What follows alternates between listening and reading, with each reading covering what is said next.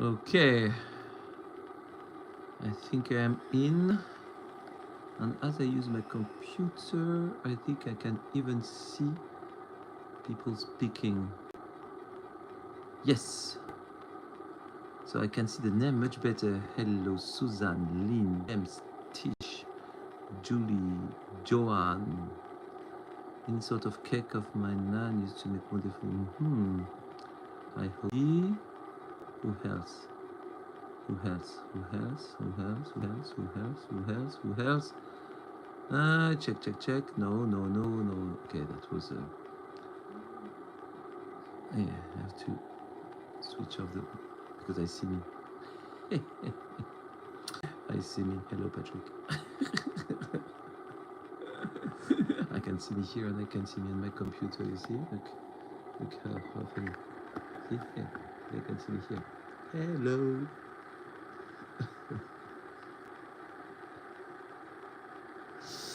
Okay, I completely. I come back to me.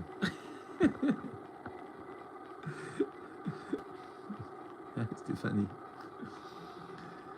Okay, so it was a little bit in no change. Okay, there is like a 10 seconds difference between what you see and what I do. In fact, that's the time you can write to me. I see now. I see. Yes, twins. I should, I should do that. You see, I start so that you can see me with the glasses on TV, and then I'm going to take out the glasses, and I'm going to put I don't know like let me see. Okay, you can put that. Okay, it's okay. So you see me like that, and then I can change. Okay, just change. That when you're going to see me back, you're going to realize that I have got a hat. But that you won't see it immediately because there is 10-second difference between what you see and what I do. You see? Yes. I stop being stupid. So now I'm to start the tour. Okay, so let me pass in the mode of the tour. So hello everybody, Today I was doing a tour in the street for elder. I've got a tour in France. We do a tour for elder house. So I was doing a tour about the Middle Age in Paris, and that was how you call that, the Notre Dame. Look how it was looking today at Notre Dame, where I just sent video of that. Let me see where I send a video of that. Here I send a video of that. I don't know if I can put it full screen. No, I can't. Okay, so like that. Let me show you. Let me try to show something. So by the time it goes to you, there's a little bit difference of time. It was that was today at Notre Dame. And you see, all the people are behind the fence. Yes. And you see, Notre Dame was completely empty. Look, all the people are behind the fence, and here there is nobody. You see, it's all empty. And because that's the gray zone where you can't go, and so you see. But I have got a special accreditation as a guide, so I can go through. Yes, I need a QR code, absolutely. Yes, that's it. I need a QR code to enter. I've got one. Anyway, I propose we start the tour now. I just left a little bit of time for the people which were there on time to be able to reach. No, Paris is not that crowded. The Louvre is off. I mean, to enter to a museum or things like that is very, very tough. And yesterday I did 3 tours in the Louvre, and the first one at 9 it was fine, but the one after, every time, the tour is 2 hours with our guests, and we had to wait 1 hour outside before we could enter the museum. Of course, it's not our fault because that's due to the security. Hi, Nathalie. And but of course it's really, really bad for guests, and we can't help it. So we have to do, and we have to cope with that. And so tomorrow I have got 2 tours in the Louvre, and I don't know how it's going to be. So let's start the tour. And where is? I prepared a little paper for that, which is not that. Where did I put the paper? Here it is. Sometimes it's terrible to prepare that by hand, and then you have to change everything. So far, I haven't found a solution. When I did the tour the other day on the other platform, I could do not from YouTube, from Zoom, and so I could, instead of showing my screen from the phone, I could directly put my screen on the platform. I don't know if it's possible to do that. I don't know. So let's see so far, as I did the time before, hoping it's not going to be too bad for you. Today, welcome, we are going to have got another trial, and we're going to speak about the life of Marie Antoinette, Queen of France. So first, let's discover who is Marie Antoinette, Queen of France. Marie Antoinette. That's a very nice name, no? Like Mary, the Virgin Mary, and Antoinette, like my son. Who is she, Marie Antoinette? Well, Marie Antoinette, she born in the Imperial Palace of Hofburg, and that's where her parents were living. And she born, in fact, hello, that's her, as a painting of her as a baby. And she born her the 2nd of November, 1705. And you know, she's the 15th kids of the couple, the last one, but 15. Wow, poor mother who has got 15 kids. The mother, she's the Imperatrice of Austria. It's her.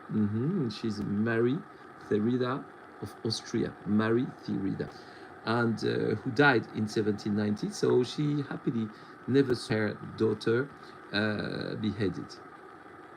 And it's him. His name Francis I of Austria, and he died in 1765. So you know, Marie was only 10 years old when she died. So how was she when she was a kid? So the Archduchess, because it's how she was called, you know, here she's 5 years old on this painting. She's a little blonde girl with blue eyes and gray blue eyes. No, not like mine, a little bit more gray. And she has got a very shiny skin. You know, she's very sweet as a little girl. Also, she's described. You see here, it's a painting of her. She's around 7, 8 years old, and you see I take that will be easy. You see the front is quite wide, so and a little bit bumpy. That's how she's described by the people. Yes, and very thick neck, absolutely. And when she's going to be 14 years, that's her at 14 years, forehead, thank you. When she's at 14 years, this is the portrait, you know, which is going to be sent to the King Louis XIV for him, the future King Louis XVI, sorry, for him to discover who was the girl that he was going to marry to, because of course he was not deciding who he was going to marry. That was a political decision to try to reinforce some connection between France and Austria. So that's the first portrait that the king received. And then, oh, sorry, I realized that I haven't switched off, so hold on a second, like that we can't be disturbed during the tour. She's very slim, you know. She's quite tall for her age, 14 years old. But the king, when he saw her, he said, she's a little bit too fat. I don't know what he was thinking about, too fat. And she's so flat. She has no big breast. Okay. Yes, absolutely capable. And her brother, he was named Joseph II, said yes, absolutely, my daughter, you know, she's like an iron piece. She's so flat. But finally, later on, she's not going to be that. And so it's the 16 on the Dauphin. It's him. Okay, this is him. He's 21 years old when he's going to meet her, and they're going to be married. He's not so far the king. Okay, he's just the future king of France. He's the grandson of Louis the 14th. Of Louis the 15th, sorry, but his father, the of Louis XVI, died before him. So in fact, he's going to become the king of France, but he's the grandson of Louis XVI, not Marie, the 16th of May, 1770, and it's going to be a fabulous marriage, fastuous marriage, glamorous marriage, and later on, of course, she's going to become the France. From that marriage, we are going to get 4 kids, which are going to born from that marriage, boys, 2 girls, and let's discover a little bit the family. So the first girl is named Marie Charlotte, Marie Theresa Charlotte, and she born the 19th of December 1778, and in fact that's the only child which will survive from the force. And but you know, to make her life, it has going to be very, very tough for Marie Antoinette, because first it's public, so you can imagine you've got something like 200 people which are looking at you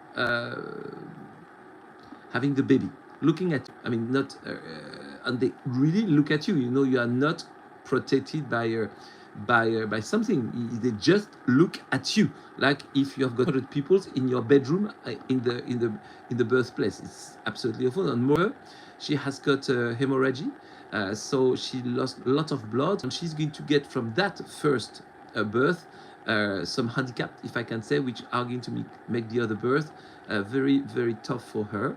And in fact, she will get a real disease from that. And even if she would have been beheaded, she wouldn't have lived long. That's why the doctor said, "Hi, Adrian." And so Marie Theresa, she's going to survive to the revolution and even more.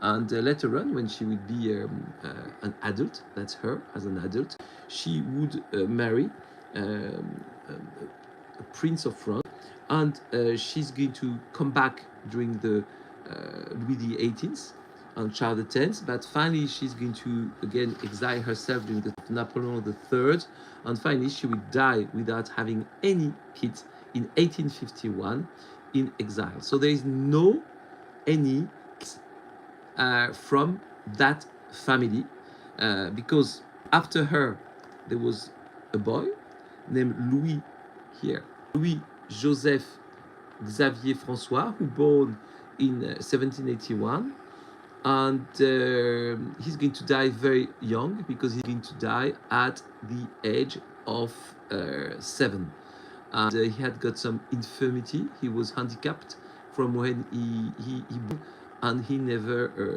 survived.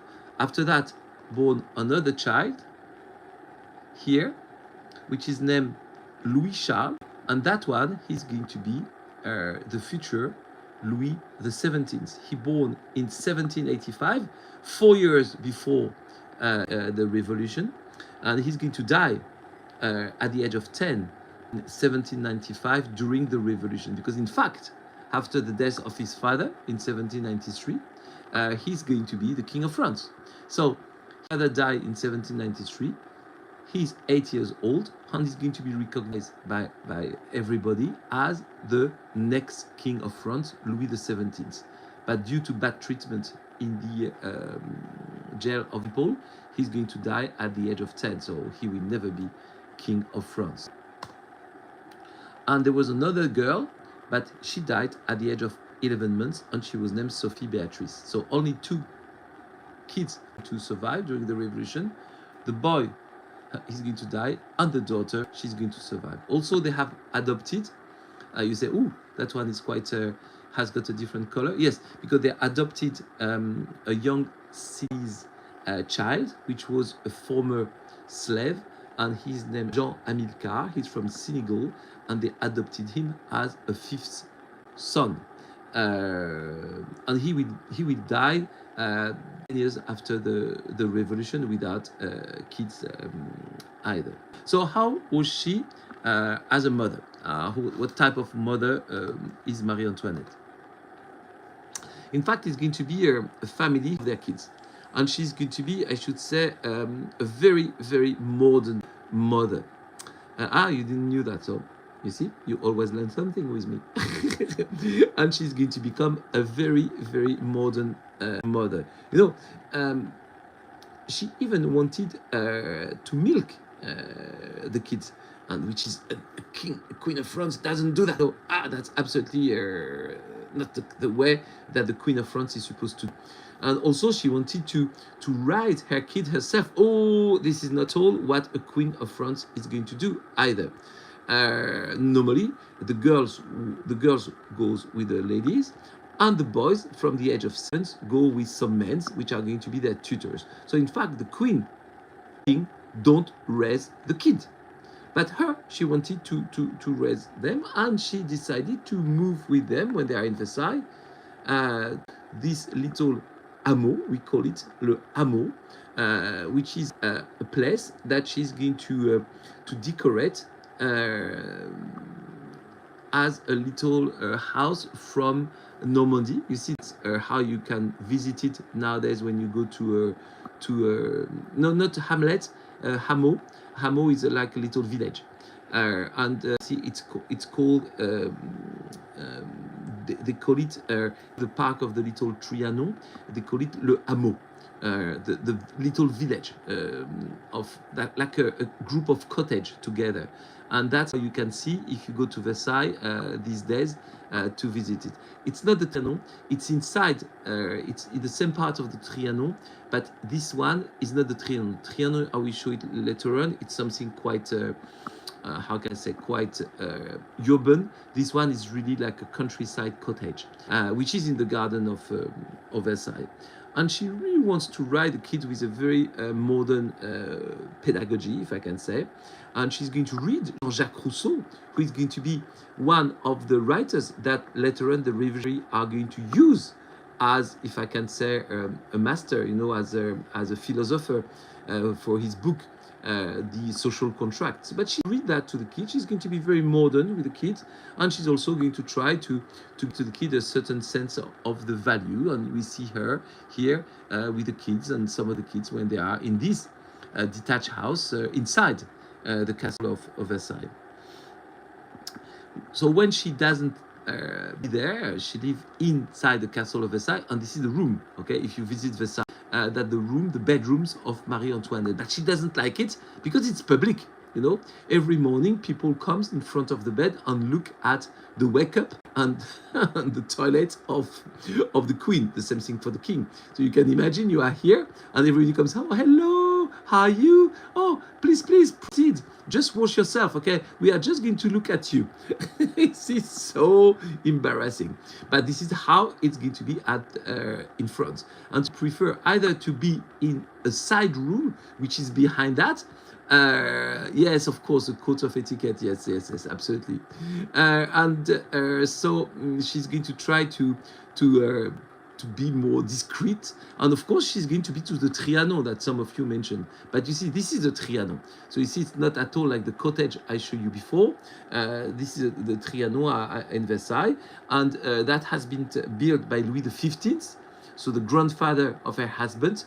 And Louis XV, the 16th, is going to give that to her, and she's going to use it to again be a little bit out of the court, or out of the court. No, not so easy to be a queen. And moreover, you know, the etiquette, as Captain Habad said, at the court of France is very, very strict. Not at all. And that is dating from Louis XIV that we see here. And it is not at all like in Vienna, where she comes from, where it's more, let's say, countryside, more friendly. Oh, the etiquette at the court of France is really, really very tough.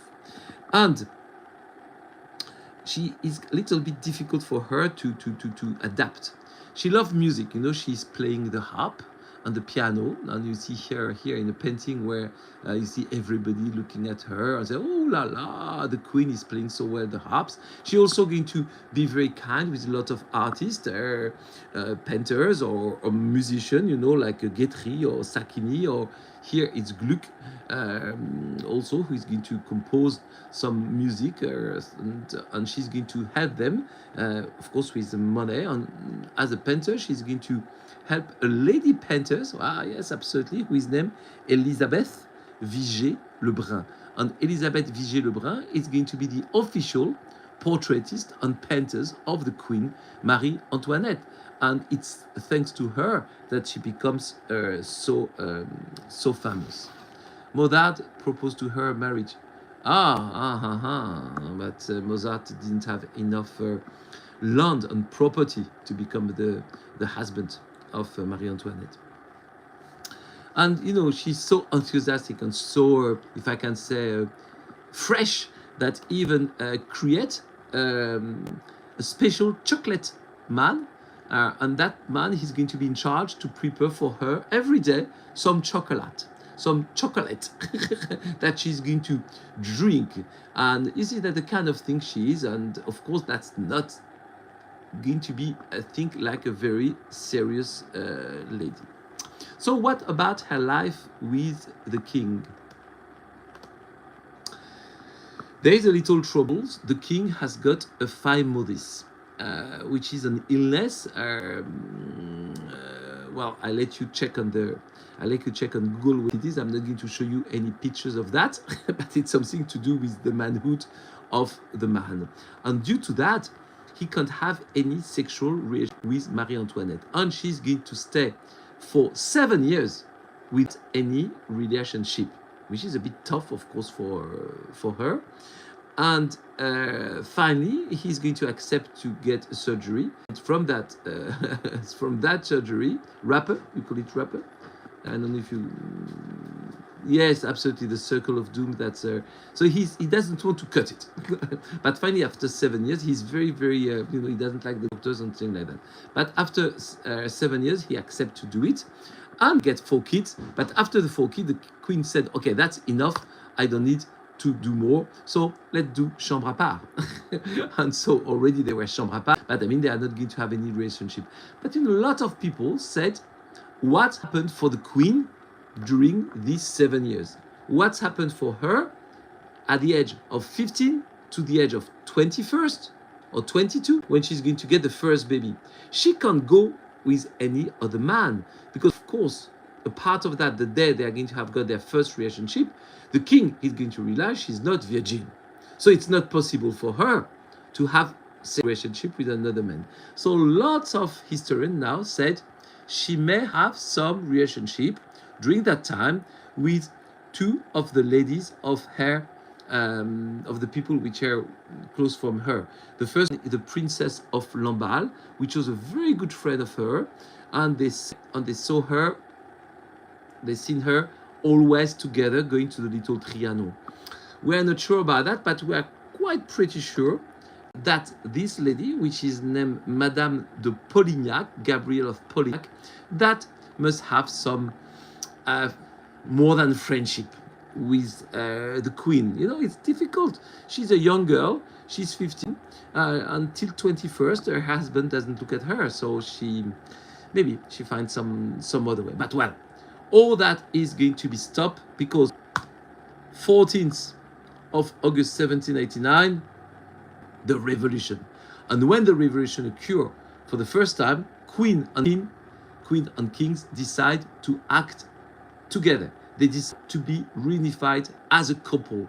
So the reunification of the couple is not going to be sex affair, it's not going to be love, but it's going to be acting like a king and a queen to carry on the idea of the royalties during the French Revolution. So how is her relationship to the people? I tell you all that, of course, because this is have got a great incident during the trial. So how does she is seen, if I can say, from the people? Very quickly after the revolution, you know, in May 1789, so you see, before the revolution, a group of ladies go to Versailles and say in October, 1789, just after the Bastille, they are living in Versailles, and a group of ladies go there and they say to the queen, we need bread. And the queen is supposed to have said, why they don't eat cake if they have bread? Nobody can prove the queen said that. But a lot of people are going to use that sentence to show how the queen was out of consideration, was living in another world, and was not at all close from the people. You know, that sentence of let them eat cake has been used and used. And look, this one is very modern. No, this is our president Emmanuel Macron, and this is his wife Brigitte. And you see, in French, les Macron, something new with something old. And they say, and the Brigitte Macron said, chouchou, like honeys, people want bread. And Macron is replying, oh, should become Uber baker, and they can do their own brioche. Wow, it's just a criticize of the presidential couple in France. But you see, I mean, I show that because I mean we still use that sentence of why, if you can't have bread, why not eating cake? That is supposedly have been said by the Queen Marie Antoinette. But anyway,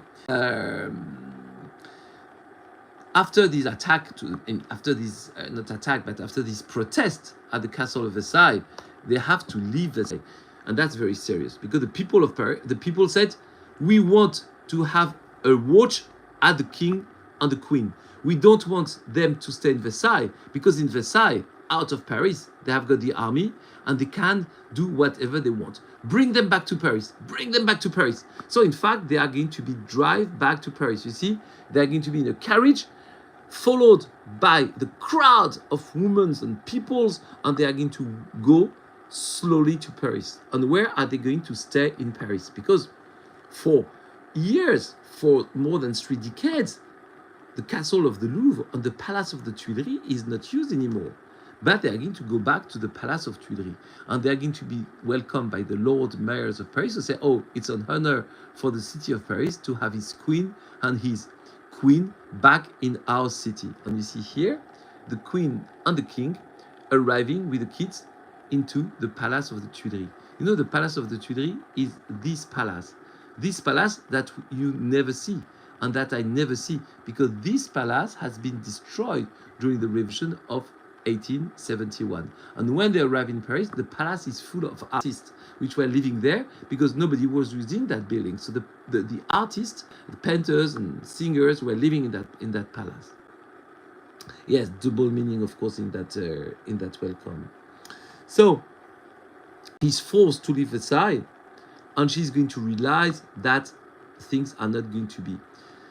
But during the 3 years which are going to come after that, instead of trying to make a, how can I say, some deals with the people, she's going to be more and more strict, and she's going to try during these 3 years to use all her energy, not at all to solve the trouble with the people, but more to try to put back the monarchy on the throne, which is a very, very bad idea.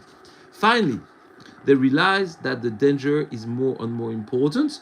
So, with the advice of that man who is named Axel de Fersen, who is a noble Sweden man, and we think he was also her lover. Not sure, but pretty sure that he was lover of Marie Antoinette. So anyway, this Axel de Fersen, a noble Swedish man, said to the king and to the queen, we should escape. You should go to a fortified place, which is here in Montmédy, just at the border of Austria, where you've got an army here, which is the army, the soldiers of the king, are such a strong place with such a strong army that the people from the revolution won't attack you. So the king say, yes, let's do that.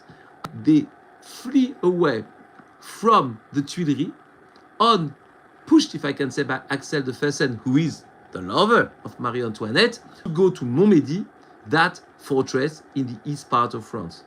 As soon as they leave, what's happening? As soon as they leave, the Marquis de Lafayette, oh, you know that man, no? Marquis de Lafayette, the one who came to America, who was in charge of the National Guard of Paris, and he was in charge of the watch of the king and the queen. He realized that they left, by God. Like Mona Lisa, they disappeared. So he started throwing all over France immediately soldiers to look at them. But he won't have found them, apart that the king, when you arrive to Varennes, here, Varennes, you know, the king who is, you see, look, it's 2 hours and 50 minutes by bike from Varennes to Montmédy. So let's say by coach at that time, it was 1 hour. So 1 hour before arriving to the castle where they were going to be protecting, the king said, I'm hungry. And they decide to stop in a little inn. The audio is not good. Let me put my helmet. If you want, you will tell me if it's better.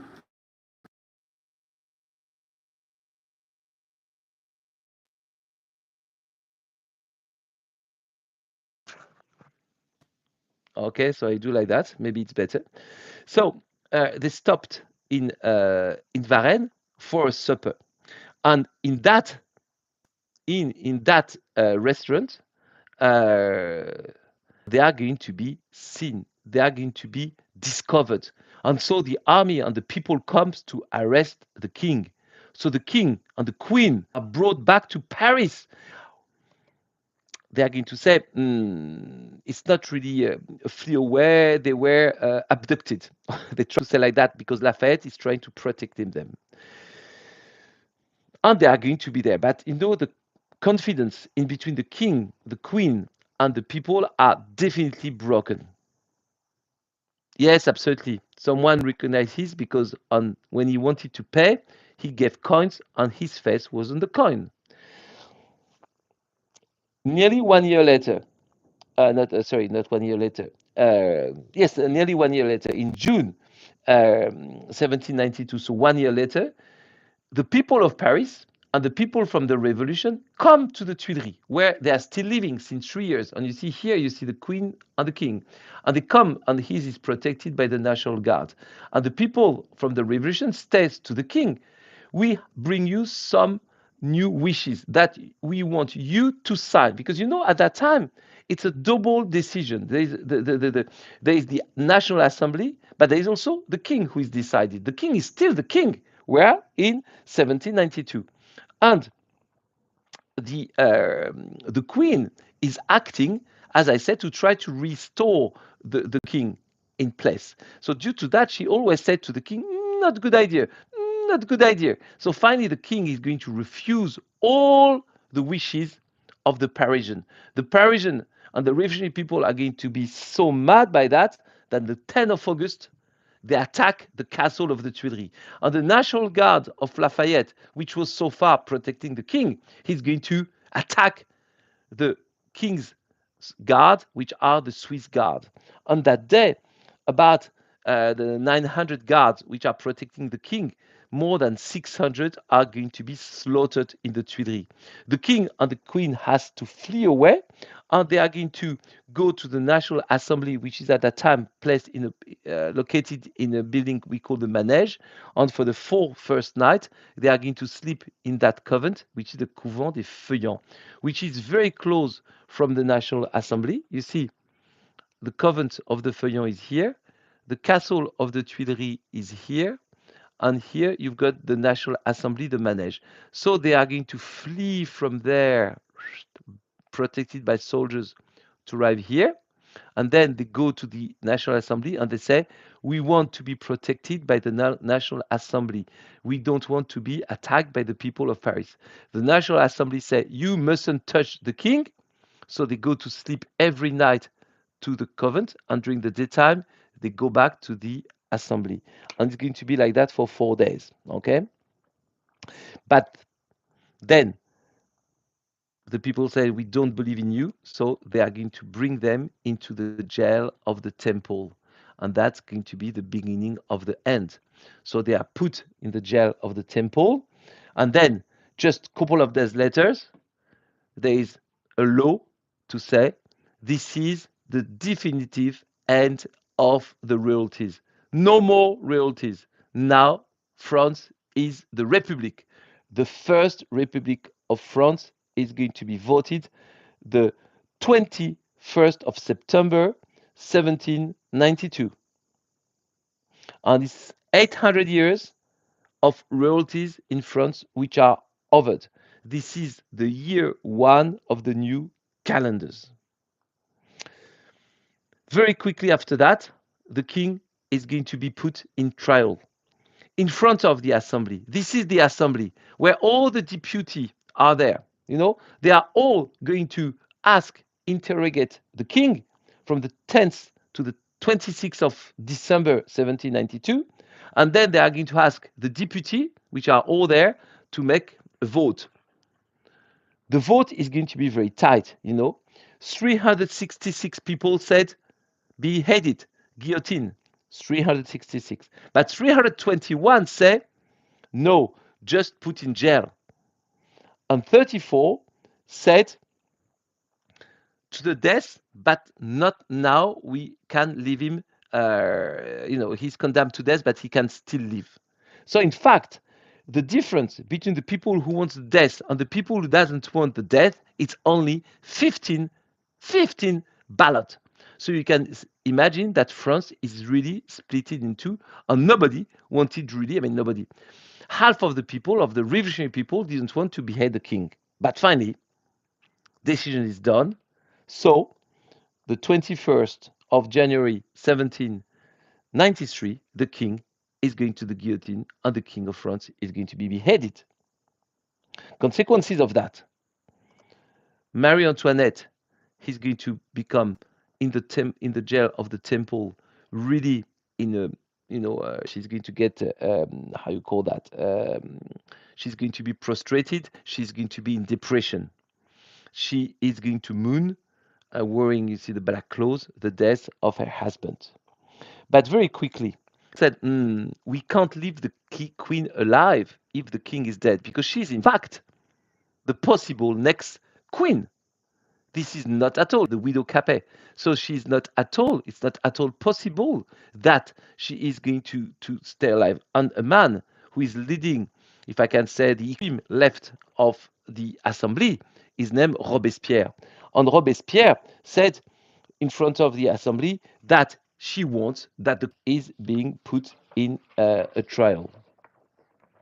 Because it said, it thinks there is something going on, that they try to put the young boy Louis XVII as a king of France, going to be recognized by the enemy of France and who is a threat for the French.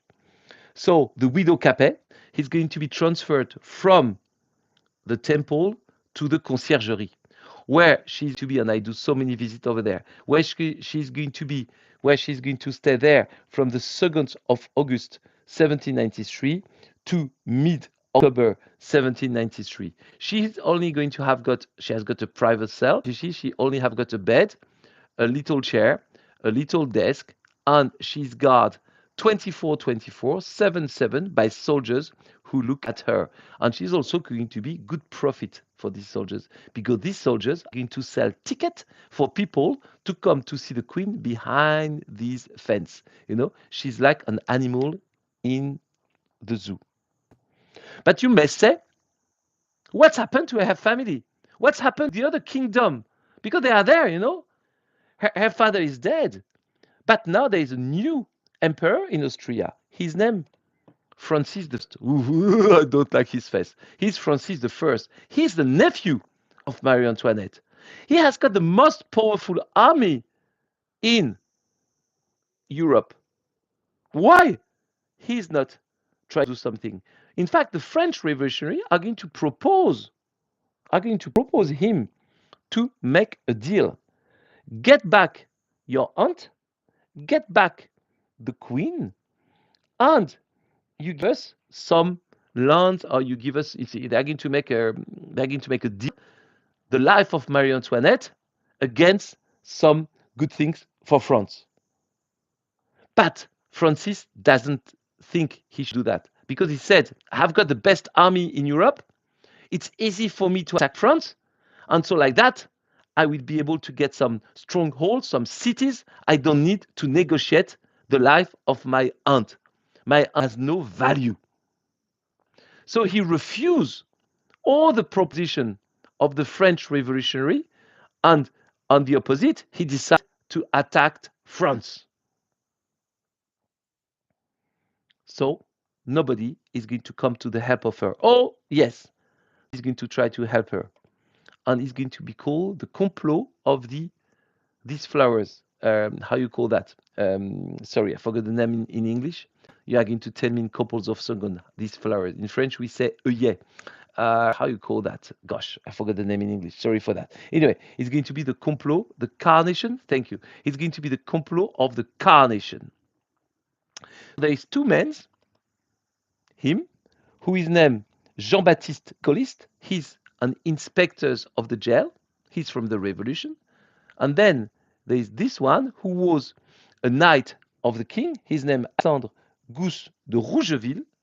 And both of them are going to try to make the queen escape. For that, they are going to bring the carnation. And inside the carnation, they hide a note here to explain to the queen how you can escape from the concierge. And we are going to pay soldiers and guards. They are going to bring you to the side door. We will wait for you there, and then you will be. The queen has no pencil to reply, so she's going to take a pen and she's going to write back the letters with a pin. You see, she's piercing the piece of paper to make a reply. But finally, this is not going to succeed. She's going to be arrested, if I can say, and then they are going to send somebody who is going to be an inspector. He's going to find the paper. He's going to say to Marie Antoinette who that. She's not going to give any name, not going to give any name, but of course she's going to be convinced that she tried to escape. So there is no other way than to put her on trial. So the trial, the 12th October 1793 at 6 a.m., she's going to be sent to see that man named Martial Joseph Armand Herman. He is going to be the one who is going to be the judge of the Republic.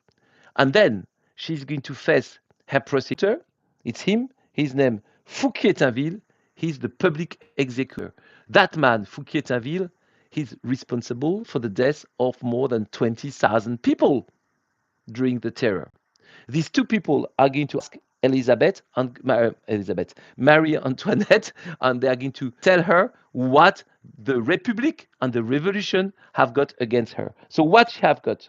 First, she has got very bad nickname. First, she was called Madame Deficit because she was spending so much money. So you see, you're spending so much money with your clothes, with your incredible, eagerly wanted to be always fancy, that you spend so much money giving that to you, the lady who did this dress for you, named Rose Bertin.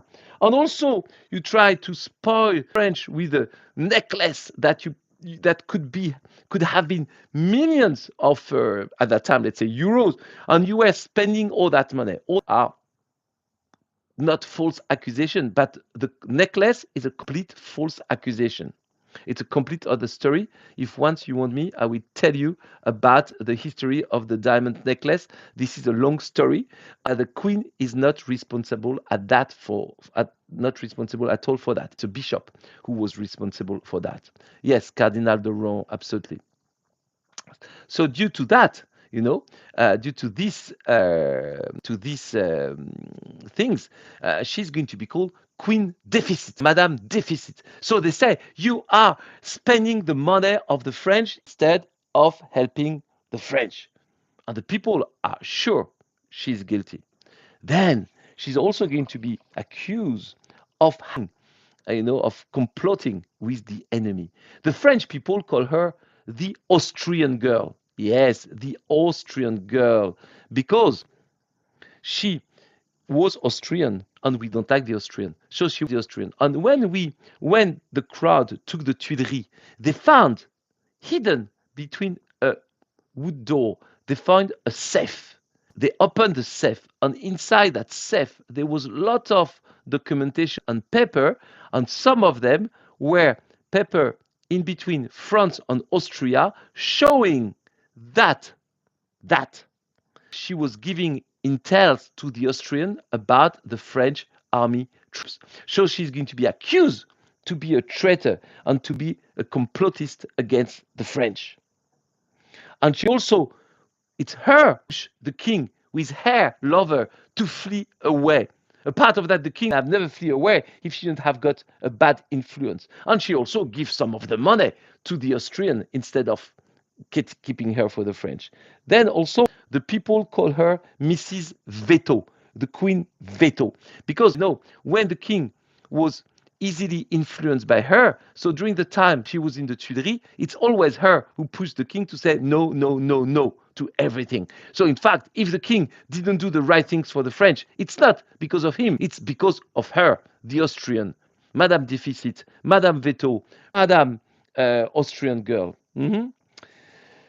And worst of everything about her sexual life. First, it's notorious that she has got a love affair with Alex of Fersen, but worst of worst, she had love affair with her own son. Absolutely. He was a young boy, and she had an affair, sex affair with her own son. This is absolutely awful. This lady, she's a monster. That's what they tell her. And of course, she's going to say no. So the trial is going to start. Yes, absolutely. That's what she's accused of. The trial is going to start. Oh, how young? He was 10 and she was 37. And the trial is going to start. They're going to give her two lawyers, very famous lawyers. The first one is named Chauveau-Lagarde. He's a lawyer. Then they gave another lawyer who is named Tronçon Ducoudray.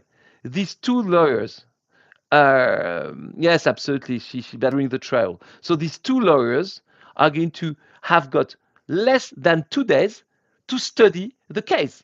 It's it's thousands of paper. They have got 2 days, so they are going to claim to the court, please, Mr. the Judge, leave us a little bit more time to prepare the defense of the Queen. And the people said, no, you don't have time. You just have got 2 days.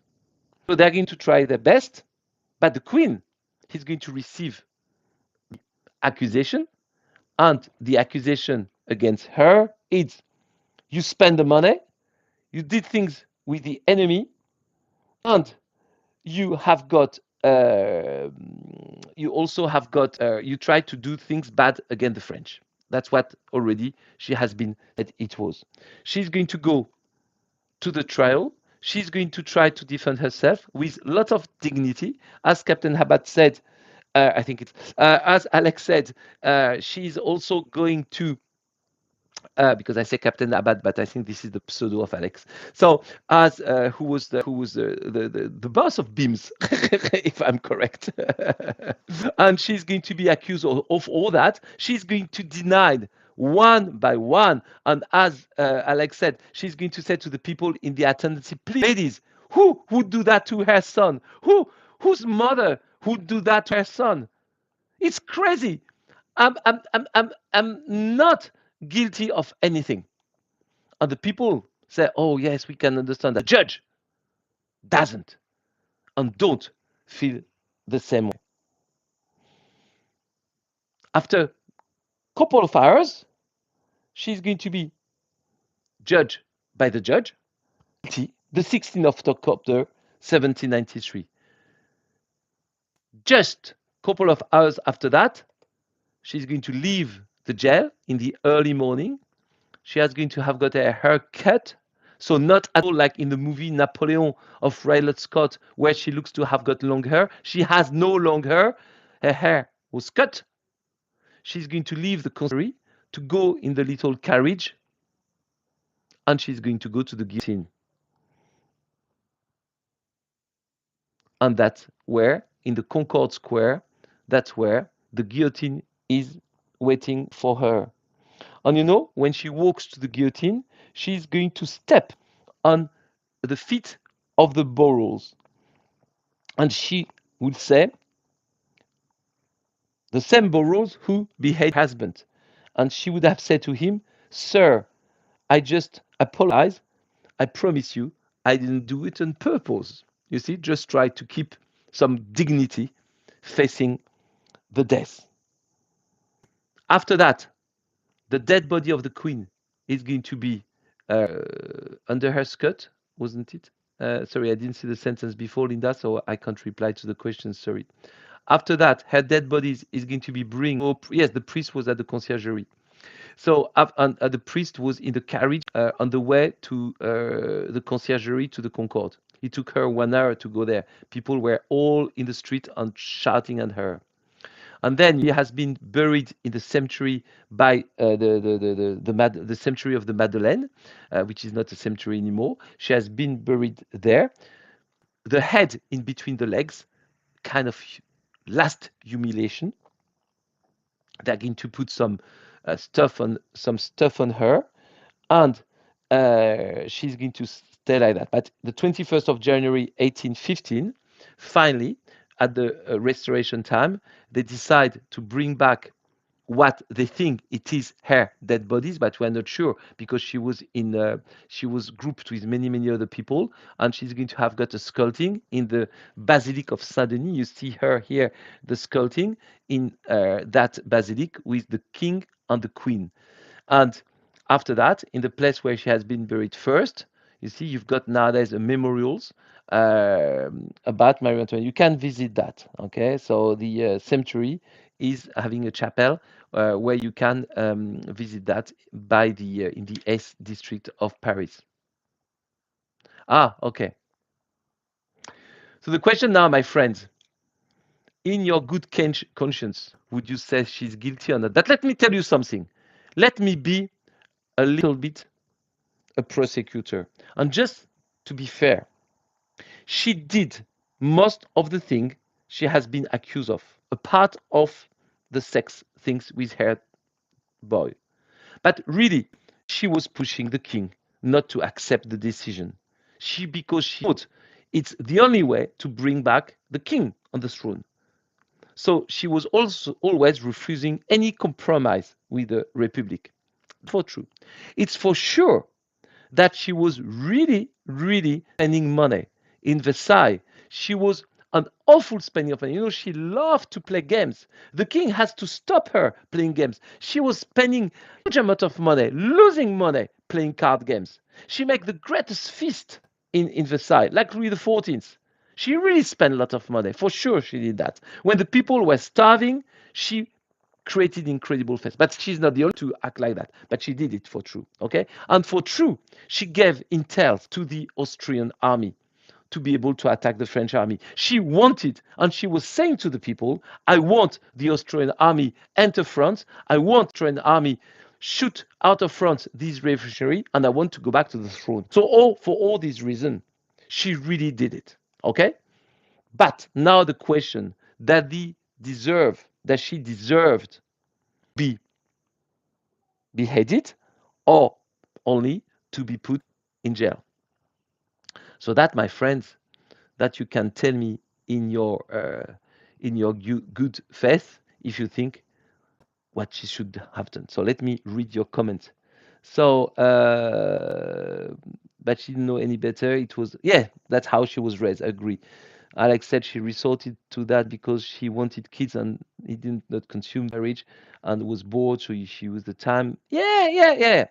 Of course, she was bored, so she was spending money. But you know, there is also a lot of French people who was bored. There was a lot of French people who were starving and they couldn't spend money. So I mean, honestly, she was really spending lots of money. Okay,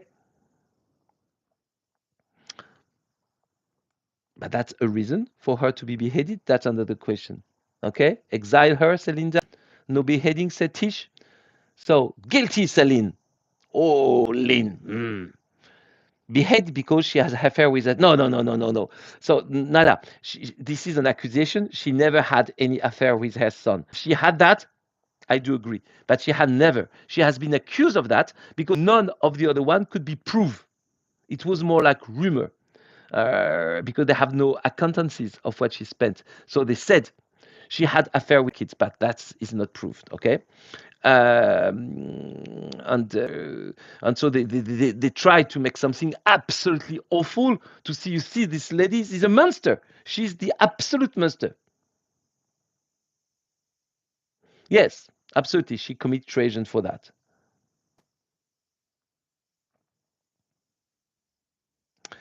So you see, my friends, sometimes it's not easy to be a judge. But for sure, Marie Antoinette was spending lady money. She gave intel to the enemy, and she encouraged the king to be straight to the point.